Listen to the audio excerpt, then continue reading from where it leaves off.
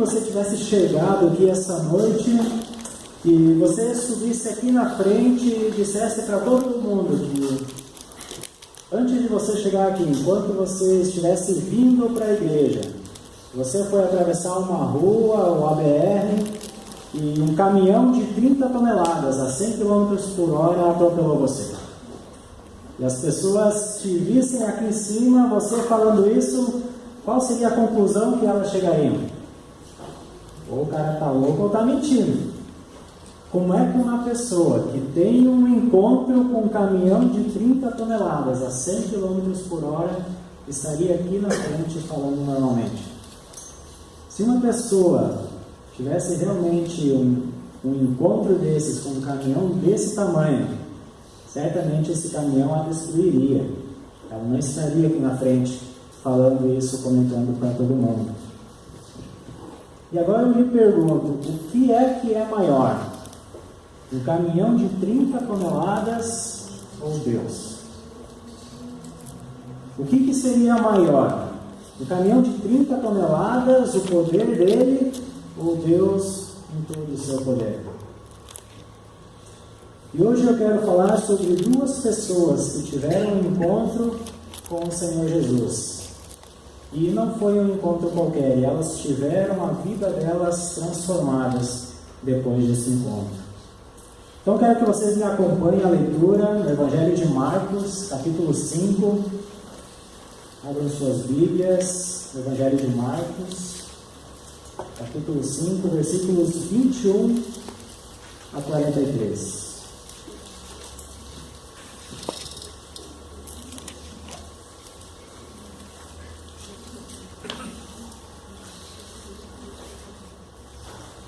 Marcos 5, 21 e 43.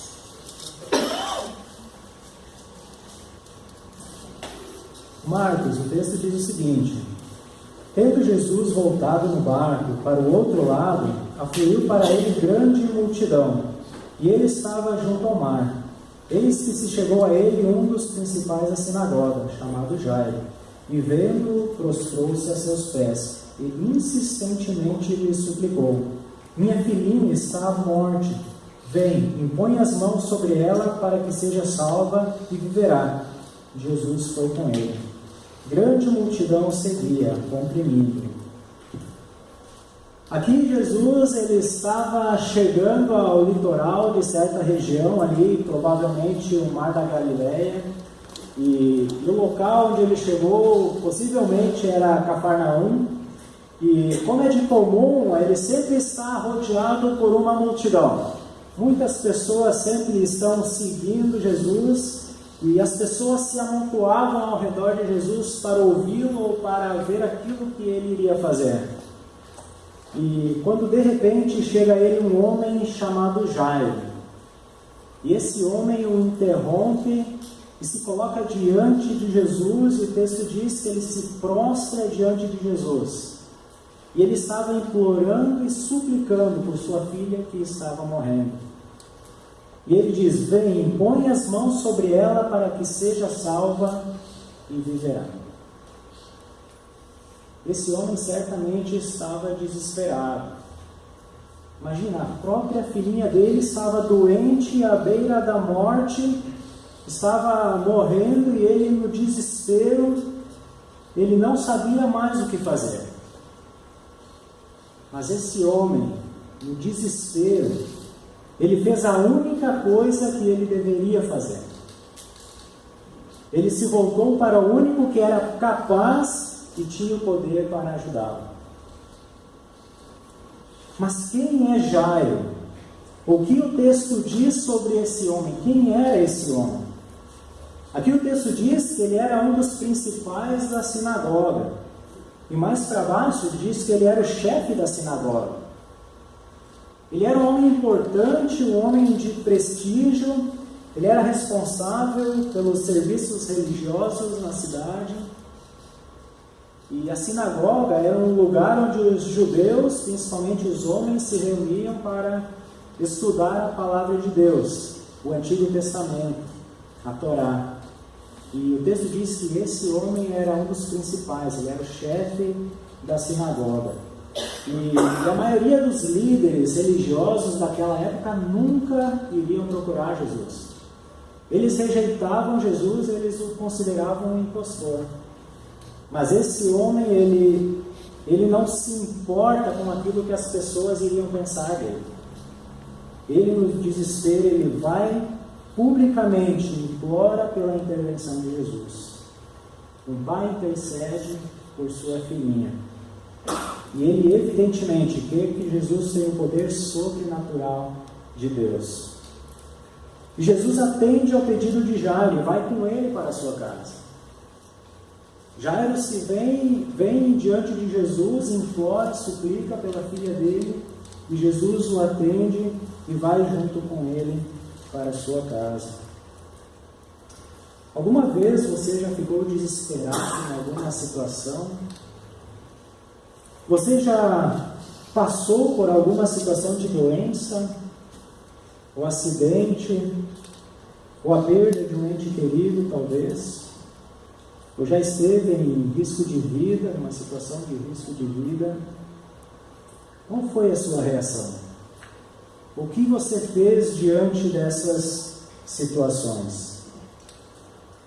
Jairo recorreu a Jesus e Jesus foi com ele. E enquanto Jesus vai com ele, novamente a multidão segue. E o texto diz que a multidão apertava e exprimia Jesus. Eles estavam se acotovelando.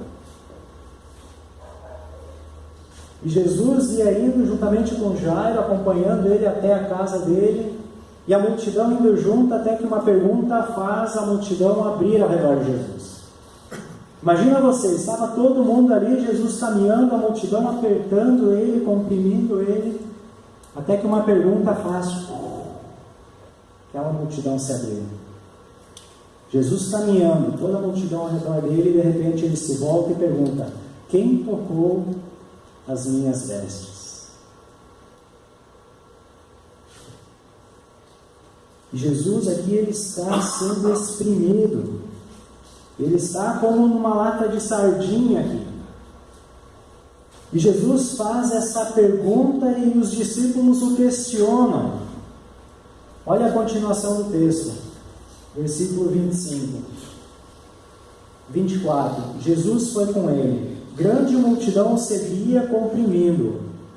Aconteceu que certa mulher, que havia 12 anos, vinha sofrendo de uma hemorragia, e muito padecera a mão de vários médicos, tendo despendido tudo quanto possuía, sem contudo nada aproveitar, antes, pelo contrário, indo a pior. Tendo ouvido a fama de Jesus, vindo por trás dele, por entre a multidão, tocou-lhe a veste, porque dizia: se eu apenas lhe tocar as vestes, ficarei curado. E logo se lhe estancou a hemorragia, e sentiu no corpo estar curado do seu flagelo. Jesus, reconhecendo imediatamente que dele saíra poder, virando-se no meio da multidão, perguntou: quem me tocou nas vestes? Responderam-lhe seus discípulos: vês que a multidão te aperta e dizes: quem me tocou? Ele, porém, olhava ao redor para ver quem fizera isso.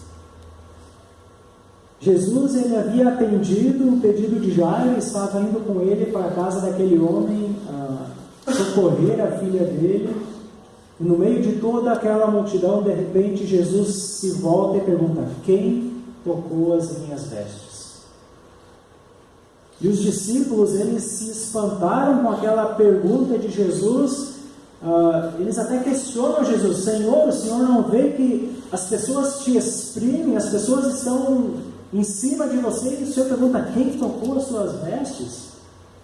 E o Senhor Jesus, ele insiste: alguém tocou as minhas vestes, porque de mim saiu o poder. E aqui aparece o segundo personagem da nossa história, aqui no texto. A gente viu um pouco quem era Jairo, e agora a gente deve se perguntar: quem era essa mulher? Quem era essa mulher? Aqui o texto não diz o nome dela. Ela é uma anônima. O evangelista nem se preocupa em perguntar ou saber quem ela nem era conhecida das pessoas. Aqui o texto diz que ela sofria um problema hemorrágico crônico e que já durara anos e nenhum médico conseguia curá-la, e ela gastou tudo aquilo que ela possuía. E ela também, agora numa tentativa desesperada, já não sabendo mais o que fazer e sem ver outra solução, ela recorre à única solução que existe, ou para o único que poderia ajudá-la. E essas duas pessoas buscaram a Jesus. Porém, agora eu queria fazer uma comparação entre essas duas pessoas. Primeiramente, com Jairo, o nome de Jairo aparece no texto, enquanto que o nome da mulher não. Jairo, ele é um homem de prestígio, ele é alguém importante na cidade, para a comunidade ali. Ele é o chefe da sinagoga, enquanto que a mulher, ela era desprezada. E se a gente olhar o contexto judaico da mulher naquela época, ou até mesmo antes, a mulher, ela era desprezada na sociedade. Ela era considerada inferior ao homem. E ainda mais uma mulher com um problema de fluxo contínuo. Se a gente ler Levítico de 15, 25 a 27, a mulher, ela era considerada impura enquanto ela estava naquele estado, enquanto ela tinha isso. E tudo que tocasse nela, ou tudo que ela tocar, era considerado impuro. Então ela era uma mulher rejeitada, desprezada e excluída da sociedade, da comunidade, também da comunidade religiosa. Ela não estava junto com as pessoas praticando a religiosidade deles. E Jairo, ele veio diante de Jesus, enquanto que a mulher, ela veio por trás de Jesus. Ela estava com vergonha, ela queria se esconder, e ela veio escondida para tocar em Jesus. E Jairo certamente tinha condições financeiras, enquanto que a mulher, o texto diz que ela era pobre, ela tinha perdido tudo que ela possuía por causa da doença dela. Ela tinha investido em médicos, e nem os médicos, ninguém conseguiu ajudá-la, curá-la, ou amenizar o problema que ela tinha. O texto diz que ela foi de mal a pior. Isso nos mostra uma coisa a respeito de Jesus. Não importa quem você é, Jesus se importa contigo. Jesus, ele não olha para a sua posição social, para a sua conta bancária. Jesus não olha se você é popular. E Jesus não se importa se você é alguém anônimo, alguém desconhecido, desprezado e rejeitado. Jesus, ele não rejeita ninguém. Ele se importa com você, seja quem você é. E essa mulher, ela era uma mulher excluída e desprezada por todos. E ela dizia: se eu apenas lhe tocar as vestes, ficarei curada. Agora, por que tudo isso por causa de uma mulher como essa? Por que Jesus ele deu atenção a essa mulher enquanto ele estava indo para a casa de Jairo? Por que Jesus ele se importou em se virar e conversar com ela? Ajudá-la não era como ajudar a Jairo. Ela está sozinha, ela é uma excluída. Jairo, ele é um homem de posição, e após 12 anos, essa mulher sem nome, ela poderia ter esperado um pouco mais, até Jesus ter ido lá na casa de Jairo para depois falar com ela. Ou Jesus podia até falar com ela mais tarde, mas Jesus, ele não se apressa. E esse aqui é um momento oportuno para ensinar a mulher e toda aquela multidão. Jesus diz: filha, a tua fé te curou. Vai e fica livre do teu mal. E talvez aqui Jesus queria ensinar para Jairo que Jesus se importa assim com outras filhas que existem. Jesus se volta para a mulher e diz: filha, a tua fé te curou. Enquanto que Jairo aqui estava esperando que Jesus fosse lá curar a filha dele. E nas palavras de um escritor, ele diz que foi o alcance de sua fé e não o toque de sua mão que lhe assegurou a cura que buscava. Aqui diz que foi o alcance da fé dessa mulher na pessoa de Jesus e não o toque da mão dela que a curou. E Jesus, ele dá a essa mulher muito mais do que aquilo que ela buscava. Ela buscava apenas a cura e Jesus deu muito mais a ela. Jesus sabia que uma pessoa havia tocado, que essa mulher tinha sido curada, e sabia que ela já estava curada. Só que Jesus queria dar algo a mais para ela, não apenas deixá-la curada. E ao confirmar publicamente sua cura física, Jesus ele livra essa mulher dos temores que ela tinha da sociedade, dizendo para ela e para todos que estavam ali ao redor: essa filha, essa mulher que antes era rejeitada, agora ela está curada, purificada, e ela pode de novo sim tocar e ser tocada por todos vocês. E ela, suportando a dor de revelar sua história publicamente, ela ganha a liberdade dos temores que ela tinha. E essa mulher, ao se encontrar com Jesus, ela teve a sua vida transformada.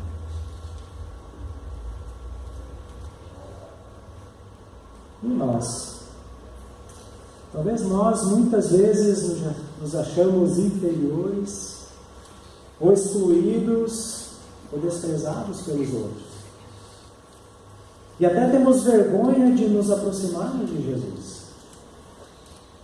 Talvez nós temos vergonha da nossa vida, dos nossos pecados, dos nossos vícios. E talvez muitas vezes a gente acha que primeiro nós temos que abandonar tudo isso para depois se chegar e se aproximar de Jesus. Quando na verdade nós devemos vir a Jesus para que Ele nos transforme.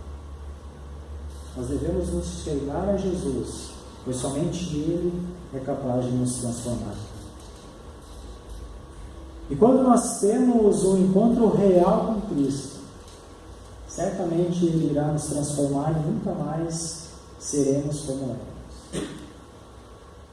Nunca mais seremos os mesmos. E Jesus, Ele não quer que sejamos os mesmos.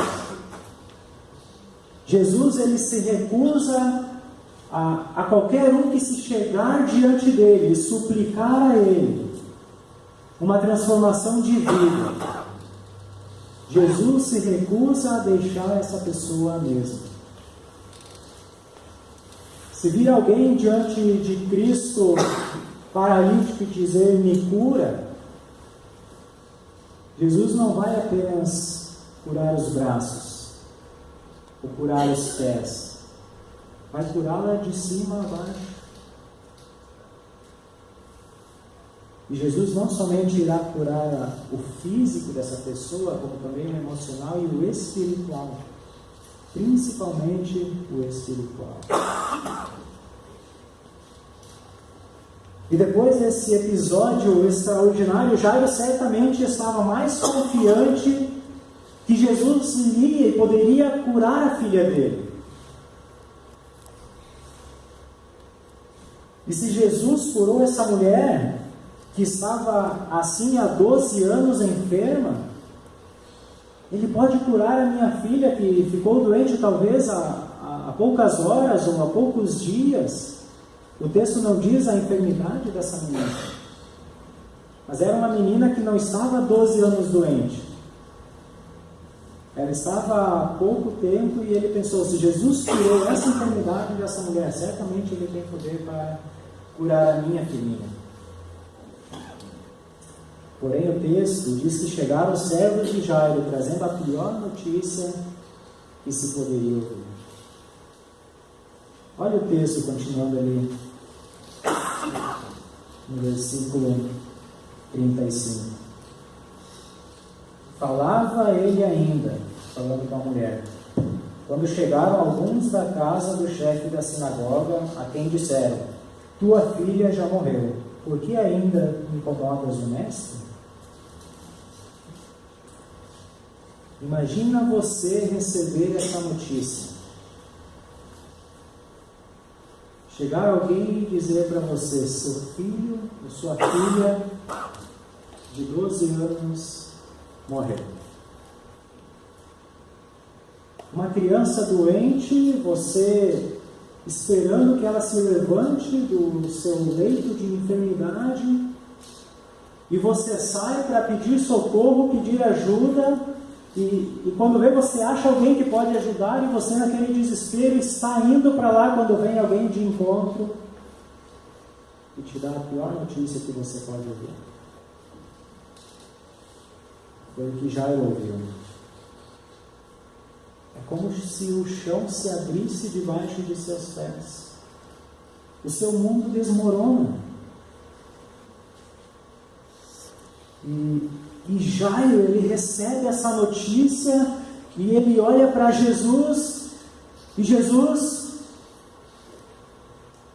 põe a mão no ombro dele e diz, sinto muito, meus pêsames. Não é isso que Jesus diz.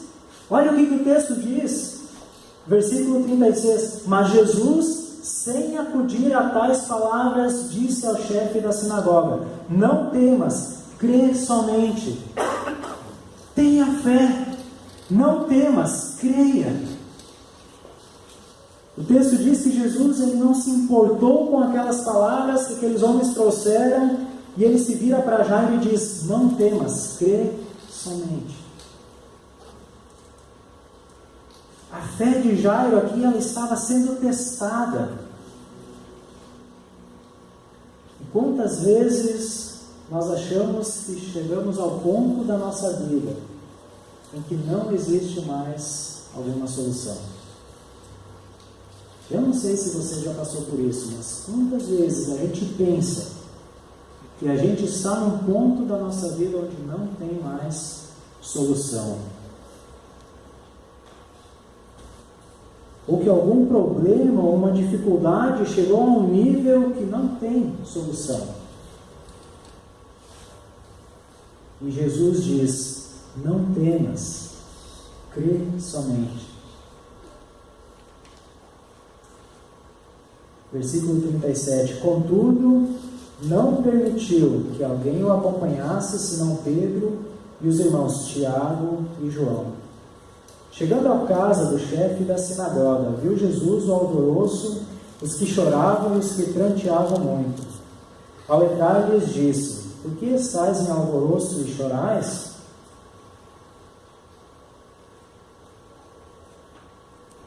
A criança não está morta, mas dorme. E riam-se dele. Tendo ele, porém, mandado sair a todos, tomou o pai e a mãe da criança e os que vieram com ele, e entrou onde ela estava. Tomando-a pela mão, disse, Talitá cumi, que quer dizer, menina, eu te mando, levanta-te. Imediatamente a menina se levantou e pôs-se a andar, pois tinha 12 anos. Então ficaram todos sobremaneira admirados, mas Jesus ordenou-lhes expressamente que ninguém o soubesse, e mandou que dessem de comer a menina. Jesus, ele traz a menina de volta à vida. E tem uma coisa interessante aqui. Você viu quantos anos essa menina tinha no texto? E você percebeu que ao mesmo tempo que a mulher vinha sofrendo dessa doença que ela tinha, e o que isso pode dizer a nós? Talvez você possa passar anos com um problema e achar que depois de tanto tempo isso não tem mais solução. Essa mulher estava há 12 anos sofrendo com aquela doença. Ou também, você pode estar pensando que você está bem e com você nunca vai acontecer nada e não precisa de Deus.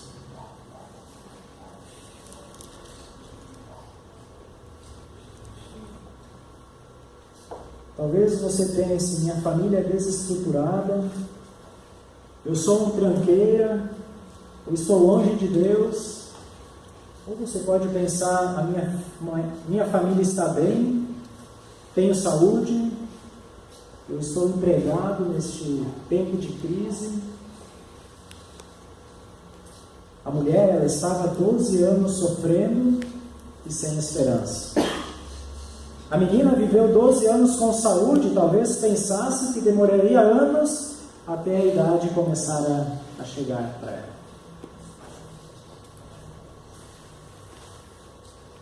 Eu quero te dizer algo. Independentemente como você está agora, bem ou mal, você precisa de Jesus. Se você estiver passando por alguma dificuldade, você precisa de Jesus. Se você não tem dificuldade na sua vida e tudo está indo bem, você precisa de Jesus.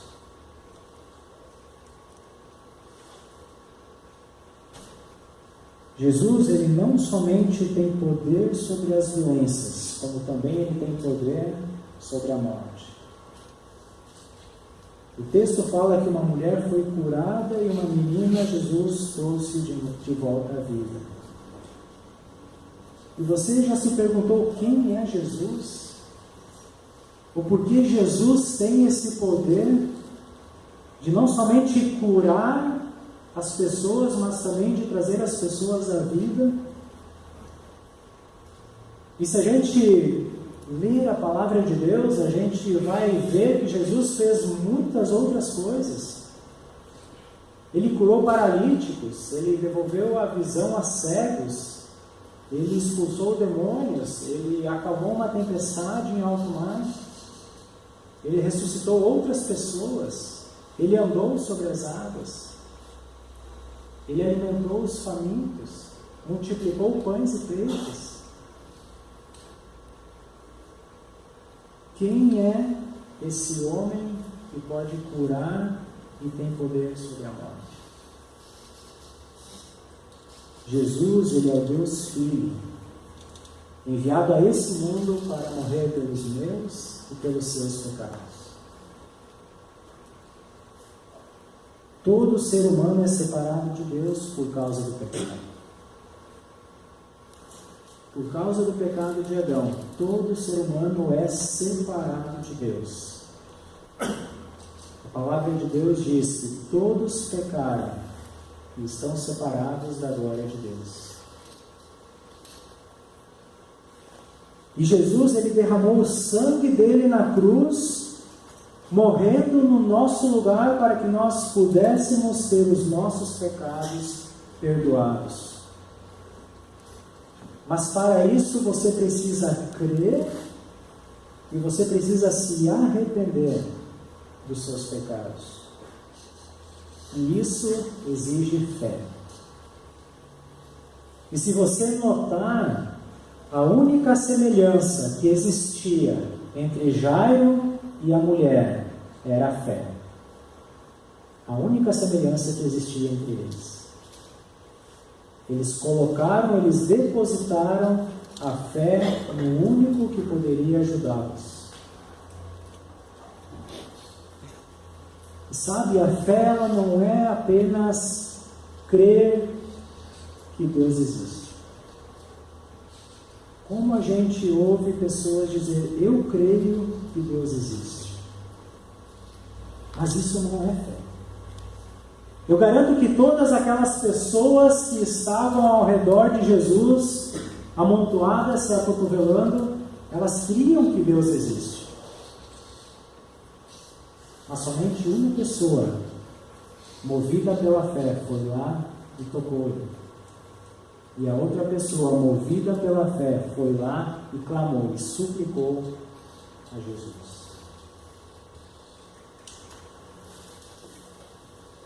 E quem mais demonstrou uma fé verdadeira, que resultou em transformação na vida deles, foi Jairo e essa mulher. E nós? E eu? E você?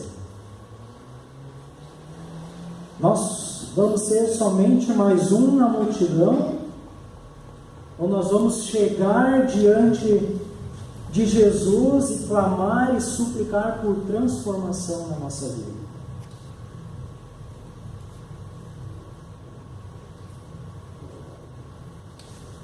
E como a gente escuta a pessoa dizendo: eu acredito em Deus, mas as suas vidas não demonstram que elas o conhecem.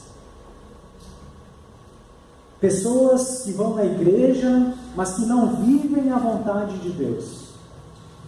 Dizem que o conhecem, mas que nunca tiveram suas vidas transformadas.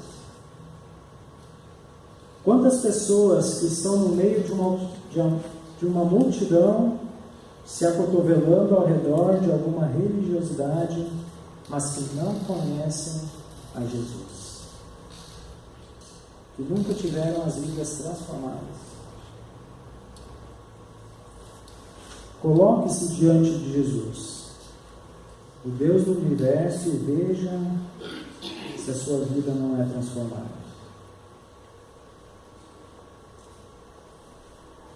E esse Jesus que curou aquela mulher e que ressuscitou a vida daquela menina, filha de Jairo, Ele também pode mover na nossa vida, mover na minha vida, transformar a sua vida.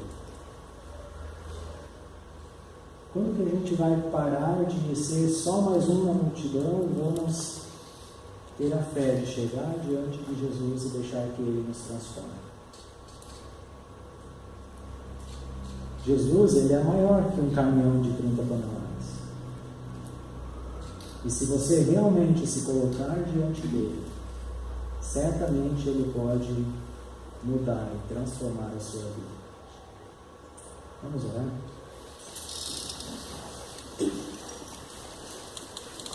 Senhor, a gente louva a Ti pela Tua palavra. Nós agradecemos a Ti, Deus, porque Tu te revelas um Deus poderoso a nós.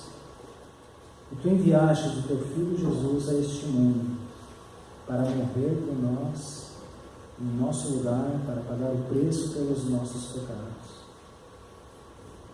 E obrigado, Deus, por tão grande amor demonstrado naquela cruz. Nossa oração é para que não sejamos a maioria na multidão, mas que cada um aqui seja aquele que é movido pela fé e se chegue diante do Senhor. Transforma as nossas vidas, Pai. Que a gente ore e que a gente pede. Em nome do Senhor Jesus. Amém.